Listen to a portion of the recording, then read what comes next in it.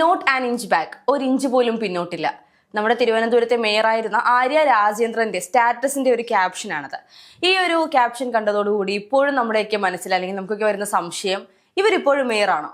ആ ഒരു രീതിയിലാണ് ഇവരുടെ ഓരോ നീക്കങ്ങളും പ്രസംഗങ്ങളും അല്ലെങ്കിൽ ഫേസ്ബുക്ക് പോസ്റ്റുകളും ഇപ്പോൾ സ്റ്റാറ്റസിന്റെ ക്യാപ്ഷനൊക്കെ വരുന്നത്. യഥാർത്ഥത്തിൽ ആര്യ രാജേന്ദ്രൻ എന്താണ് ഇപ്പോൾ സംഭവിച്ചുകൊണ്ടിരിക്കുന്നത്? ഇതിൽ നമ്മൾ ആദ്യം പറയേണ്ട കാര്യം, നമ്മൾ കഴിഞ്ഞ ദിവസം ഒരു ചർച്ച ചെയ്തിരുന്നു. നമ്മൾ മാന്യമായി വിമർശനാത്മകമായ ഒരു ചർച്ചയാണ് ചെയ്തിരുന്നത്.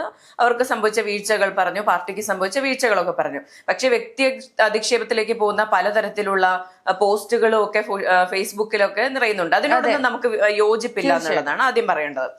രണ്ടാമത്തെ കാര്യം, അവരുടെ ഭരണപ്പാളിച്ച എന്ന് പറയുന്നത് വലുത് തന്നെ ആയിരുന്നു.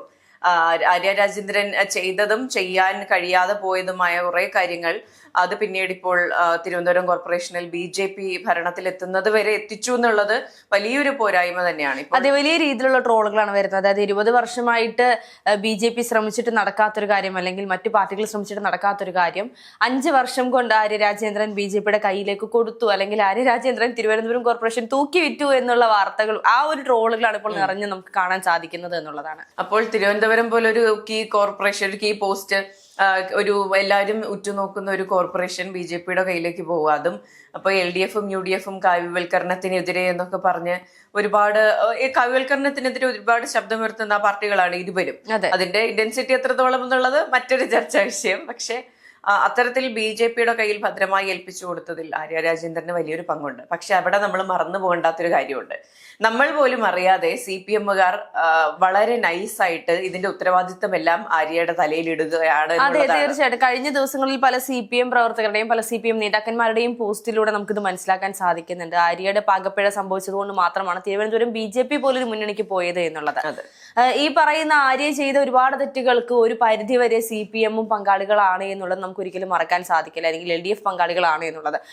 21 വയസ്സ് മാത്രം പ്രായമുള്ള ഒരു പെൺകുട്ടി ഇലക്ഷന് നിൽക്കുന്നു, അല്ലെങ്കിൽ മത്സരിക്കുന്നു, വിജയിക്കുന്നു. അതിനപ്പുറത്തേക്ക് മേയർ സ്ഥാനം ഈ പെൺകുട്ടി പോലും ചിലപ്പോൾ സ്വപ്നത്തിൽ വിചാരിച്ചു കാണില്ല. മേയർ സ്ഥാനാർത്ഥിയായി നിന്നിരുന്ന വ്യക്തി തോൽക്കുമ്പോൾ ആ ഒരു സ്ഥാനം ഇവർക്ക് ഏൽപ്പിക്കുമ്പോൾ CPMന് കുറച്ചുകൂടി കരുതലാകാമായിരുന്നു എന്നുള്ളത് വലിയൊരു കാര്യം തന്നെയാണ്. CPM അവകാശപ്പെടുന്ന വലിയൊരു കാര്യമാണ് കേഡർ സംവിധാനമുള്ള പാർട്ടി എന്ന് പറയുന്നത്. അതേ കേഡർ സംവിധാനമുള്ള പാർട്ടിയാണ്. ചെറിയ സംഘടനാ തലത്തിൽ തന്നെ ഉയർന്നു വന്ന ഒരു കുട്ടിയാണ് ആര്യ രാജേന്ദ്രൻ. അപ്പോൾ കൃത്യമായ തിരുത്തലുകൾ നൽകി, അല്ലെങ്കിൽ ആര്യ രാജേന്ദ്രൻ മാത്രമായിരുന്നില്ല തിരുവനന്തപുരം കോർപ്പറേഷൻ ഭരിച്ചത് എന്നുള്ളതാണ്. ഒരു ടീം, ഒരു പാനലായിരുന്നു. അതിൽ മുതിർന്ന ഈ പറയുന്ന കൊടികുത്തിയ നേതാക്കളുണ്ടായിരുന്നു, എക്സ്പീരിയൻസ് ഉള്ള ആൾക്കാരുണ്ടായിരുന്നു. ഇവർക്ക് എല്ലാവർക്കും ഇതിൽ തുല്യ പങ്കാളിത്തമുണ്ട് എന്നുള്ളത് മറന്നു പോകരുത്. ഒരാളുടെ തലയിൽ ഈ ഉത്തരവാദിത്തം എല്ലാം കെട്ടിവെച്ച് കൈ കഴുകുന്ന CPMനെയാണ് ഇപ്പോൾ കാണുന്നത്. അത് വളരെ തെറ്റായ ഒരു പ്രവണതയാണ്. അത് തീർച്ചയായിട്ടും. ഇപ്പം ആര്യയുടെ ഈ ഒരു വിഷയം നമുക്കറിയാം, ഒരുപാട് താഴെ തട്ടിലുള്ള ജനങ്ങളെ പോലും ബുദ്ധിമുട്ടിക്കുന്ന രീതിയിലുള്ള കാര്യങ്ങൾ, അല്ലെങ്കിൽ അഴിമതിക്ക് കൂട്ടുനിൽക്കുക, അല്ലെങ്കിൽ KSRTC ബസ്സിലെ ഡ്രൈവർമാരോട് മോശമായി പെരുമാറുക, ഇത്തരത്തിൽ എണ്ണിയാൽ ഒടുങ്ങാത്ത അത്രത്തോളം തെറ്റുകൾ ആര്യക്ക് സംഭവിച്ചിട്ടുണ്ട്. ആര്യ ചെയ്ത തെറ്റിനെ പൊതുജനങ്ങൾ നോക്കി കണ്ടിരുന്നു, അല്ലെങ്കിൽ ആര്യ മേയർ ആയതുകൊണ്ട് മാത്രം എല്ലാം ആര്യയുടെ തെറ്റാണ് എന്ന് നമുക്ക് ഒരിക്കലും പറയാൻ സാധിക്കില്ല.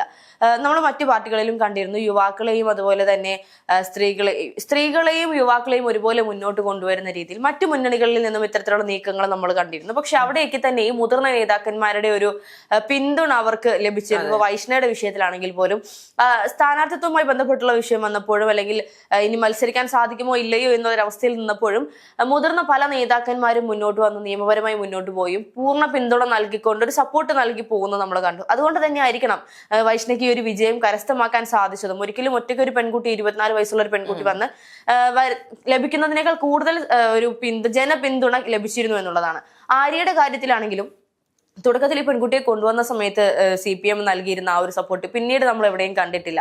ഒരു തെറ്റ് സംഭവിക്കുമ്പോൾ, 2 തെറ്റ് സംഭവിക്കുമ്പോൾ, കഴിഞ്ഞ ദിവസം നമ്മൾ കണ്ടു MM മണിയുടെ ഭാഗത്ത് നിന്ന് ഇത്തരത്തിലൊരു വിവാദമായ പരാമർശം വന്നപ്പോൾ അതിന് പിന്നീട് നമ്മൾ ട്രോളുകളിലൂടെയെങ്കിലും അറിഞ്ഞ ചില വിവരം എന്ന് പറയുന്നത്, മുഖ്യമന്ത്രി പിണറായി വിജയൻ വിളിച്ച് ഇങ്ങനെയൊന്നും ആവരുത് കേട്ടോ എന്ന് പറഞ്ഞുകൊണ്ടൊന്ന് ഉപദേശിക്കുന്നത് നമ്മൾ കണ്ടിരുന്നു. അതെ, ഈ വിമർശനങ്ങൾ പാർട്ടിക്കുള്ളിൽ നടന്നിരുന്നുവെങ്കിൽ ഇപ്പോൾ പുറത്തുവിടണമെന്നില്ല. അവർ പറയുന്ന പോലെ കേഡർ സംവിധാനമുള്ള മറ്റേ പ്രൈവസി ഉള്ള, വളരെ ഉള്ളിൽ തന്നെ കാര്യങ്ങൾ ഡീൽ ചെയ്യുന്ന ഒരു പാർട്ടി എന്നുള്ള നിലയിലാണെങ്കിൽ 5 വർഷം ഉണ്ടായിരുന്നു. ഓരോ വർഷവും 10% മെച്ചപ്പെടുത്തി എടുത്തിരുന്നുവെങ്കിൽ തിരുവനന്തപുരം കോർപ്പറേഷനിൽ വീണ്ടും തുടർഭരണമെങ്കിലും LDF-ന് ആകാമായിരുന്നു. തീർച്ചയായും. പിന്നെ അതിനപ്പുറത്തേക്ക് നമ്മൾ ചിന്തിക്കേണ്ട മറ്റൊരു കാര്യം, CPM-നെ സംബന്ധിച്ച് അവരുടെ ഒരു CPM-ന്റെ പല പ്രവർത്തകർക്ക് ഒരു കോൺഫിഡൻസ് ഉണ്ട്.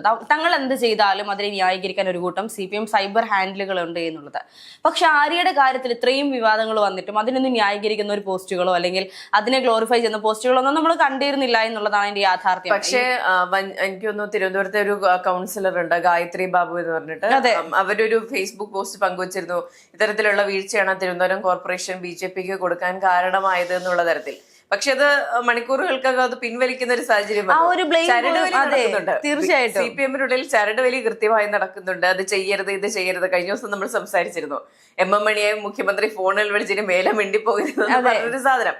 അതുപോലെ തന്നെ തീർച്ചയായിട്ടും. പക്ഷെ UDF-നെ സംബന്ധിച്ച് ഇത്തരത്തിലുള്ള ഒരു നീക്കങ്ങൾ അല്ലെങ്കിൽ ഓരോരുത്തർക്കും അവരുടെ അഭിപ്രായങ്ങൾ പറയാനുള്ള സ്വാതന്ത്ര്യം UDF-ൽ നൽകുന്നുണ്ട്. പക്ഷെ CPM-ന് അതില്ല. എല്ലാവർക്കും ഒരേ അഭിപ്രായം. അതിനപ്പുറത്തേക്ക് സ്വന്തം അഭിപ്രായം എന്ന് പറഞ്ഞോ അല്ലെങ്കിൽ സ്വന്തം താല്പര്യം എന്ന് പറഞ്ഞുകൊണ്ട് ഒരു ഫേസ്ബുക്ക് പോസ്റ്റോ കമന്റോ ഇട്ട് കഴിഞ്ഞാൽ അത് CPM-നകത്ത് വലിയ വിഷയങ്ങളാണ് സൃഷ്ടിച്ചുകൊണ്ടിരിക്കുന്നത്. സ്വാഭാവികമായി നമ്മൾ ഇത്രയും നാൾ കണ്ടിരുന്നു, തങ്ങൾക്ക് എന്താ അഭിപ്രായം ഉണ്ടെങ്കിൽ അതെല്ലാം മാറ്റി വെച്ചുകൊണ്ട് എല്ലാം ഒരാളുടേതായിട്ടുള്ള തീരുമാനത്തിലേക്ക് ഒതുങ്ങി പോകുന്നത്. പക്ഷെ ആര്യയുടെ കാര്യത്തിൽ സ്വന്തമായി തീരുമാനങ്ങൾ എടുത്തുകൊണ്ട് അല്ലെങ്കിൽ മുതിർന്ന നേതാക്കന്മാരുടെയോ അല്ലെങ്കിൽ മറ്റാരുടെയും അഭിപ്രായങ്ങൾ ചോദിക്കാതെ തന്നെ സ്വന്തമായി PR-കളൊന്നും ഇല്ലാതെ തന്നെ മുന്നോട്ട് പോകുന്ന ആര്യ രാജേന്ദ്രൻ, അവിടെ വന്ന പാകപ്പിഴകൾ കഴിഞ്ഞ ദിവസം ചർച്ചയിൽ നമ്മൾ സംസാരിച്ചതുപോലെ CPM-നുണ്ടായിരുന്ന ആ ഒരു PR-ന്റെ കുറച്ച് ആര്യക്ക് കൊടുത്തിരുന്നുവെങ്കിൽ ഇത്രയും ഹേറ്റേഴ്സിനെ ഇല്ലാതെയാക്കാമായിരുന്നു. ഒരു പക്ഷെ തുടർഭരണം ലഭിക്കുമോ എന്നത് സംശയമാണെങ്കിലും ഇത്രയും വെറുപ്പിക്കൽ ഉണ്ടാവില്ലായിരുന്നു എന്ന് തോന്നുന്നു. ആര്യ എന്ന് പറഞ്ഞ വ്യക്തിയോടല്ല, മറിച്ച് അവരുടെ ആ ഒരു രീതികളോടായിരുന്നു ഇന്നും പൊതുജനങ്ങൾക്ക്. വൈഷ്ണയുടെ സ്ഥാനാർത്ഥിത്വം പിൻവലിക്കാനുള്ള കാരണം അതിന് പിന്നിൽ പ്രവർത്തിച്ചത് ആര്യയാണെന്നുള്ളൊരു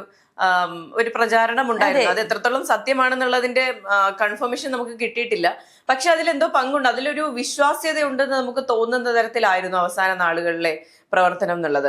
ഇപ്പോൾ ഈ പറഞ്ഞ ട്രോളുകളിലെല്ലാം പറയുന്ന ഒരു കാര്യമുണ്ട്, CPM പ്രചാരണ പരിപാടികളിൽ നിന്നെല്ലാം ആര്യയെ മാറ്റി നിർത്തിയെങ്കിൽ പോലും തോറ്റുപോയല്ലോ എന്ന് ചോദിക്കുന്ന ഒരു സാധനം തിരുവനന്തപുരം കോർപ്പറേഷൻ അത്രയും പ്രശ്നങ്ങൾ ഉണ്ടായിട്ടുണ്ട് എന്നുള്ളതാണ്. ഇപ്പോൾ സ്ത്രീകൾക്ക്, യുവാക്കൾക്ക് എല്ലാം ഉന്നമനം, അവർക്ക് വേണ്ടി സംസാരിക്കാൻ ഒരു യുവതി വരുന്നു. 21 വയസ്സുള്ള ഒരു യുവതി എന്ന് പറയുമ്പോൾ യുവാക്കളുടെ പ്രശ്നങ്ങൾ മനസ്സിലാകും, അതുപോലെ തന്നെ യുവതികളുടെ സ്ത്രീകളുടെ പ്രശ്നം മനസ്സിലാകും എന്ന് പറഞ്ഞാണ് അധികാരത്തിലേക്ക് വരുന്നത്. അതിനേക്കാൾ ഉപരി യുവാക്കളുടെ പ്രാതിനിധ്യം വലുതാകും എന്നുള്ള ഒരു പ്രതീക്ഷ കൂടി ഉണ്ടായിരുന്നു. പക്ഷേ യുവാക്കൾക്കും സ്ത്രീകൾക്കുമായിട്ട് എന്ത് ചെയ്തു എന്നുള്ള ചോദ്യം ബാക്കി നിൽക്കുകയാണ്. തിരുവനന്തപുരം കോർപ്പറേഷനില് ഈ പറയുന്ന പോലെ എന്ത് പരിപാടികളാണ് നടത്തിയത്, പുതിയതായിട്ട് എന്ത് നടത്തി എന്നുള്ള ചോദ്യം ചോദിക്കുമ്പോൾ ഇല്ല എന്ന് പറയുന്നു. അതുപോലെ തന്നെ അഴിമതി പ്രശ്നങ്ങളും അവിടെ വരുന്നു. അതുപോലെ തന്നെ ഡ്രൈവറുമായിട്ട് KSRTC ഡ്രൈവറുമായിട്ടുള്ള പ്രശ്നം വരുന്നു. കഴിഞ്ഞ ദിവസം യദു മാധ്യമങ്ങൾക്ക് മുന്നിൽ ചോദിച്ചതാണ്, എനിക്കൊരു ജോലിയില്ല, അവർക്കിപ്പോഴും ജോലി ഉണ്ടല്ലോ എന്ന് ചോദിക്കുന്നു. അവർക്കിപ്പോഴും വരുമാനമുണ്ടല്ലോ, എനിക്കൊരു ജോലി പോലും ഇല്ലല്ലോ എന്ന്. അത്തരത്തിൽ പല പ്രശ്നങ്ങളും ഉണ്ടാക്കി വിവാദങ്ങളിൽ പെട്ടിരുന്നത് കൊണ്ട് തന്നെ ആക്റ്റീവായിരുന്നു, ലൈം ലൈറ്റിലായിരുന്നു. പക്ഷേ ജനങ്ങളുടെ ഹൃദയത്തിൽ എവിടെയോ പാളിപ്പോയി. ഈ ആര്യ രാജേന്ദ്രന്റെ ഈ ഒരു ക്യാപ്ഷൻ നമ്മൾ തുടക്കത്തിൽ സൂചിപ്പിച്ച നോട്ട് ആൻ ഇഞ്ച് ബാഗ് എന്ന് പറയുമ്പോൾ അതെ, പുറകിലോട്ട് പോകരുത് അല്ലെങ്കിൽ പിന്നോട്ട് പോകരുത്. കാരണം ഈ നിയമസഭാ തെരഞ്ഞെടുപ്പ് ഉണ്ടല്ലോ, സ്വാഭാവികമായും അതിനി ഇപ്പൊ UDF-നാണെങ്കിലും BJP-ക്കാണെങ്കിലും നിലനിന്ന് പോകണമെങ്കിൽ ആര്യ രാജേന്ദ്രൻ ഇപ്പോഴും സജീവമായി തന്നെ നിൽക്കണം. പറ്റിയ പിഴവുകളെല്ലാം തിരിച്ചറിഞ്ഞ് വീണ്ടും നല്ലൊരു നേതാവായി തിരിച്ചു വന്നാൽ വീണ്ടും കയ്യടികളോടെ ജനം സ്വീകരിക്കും എന്നുള്ളതാണ്.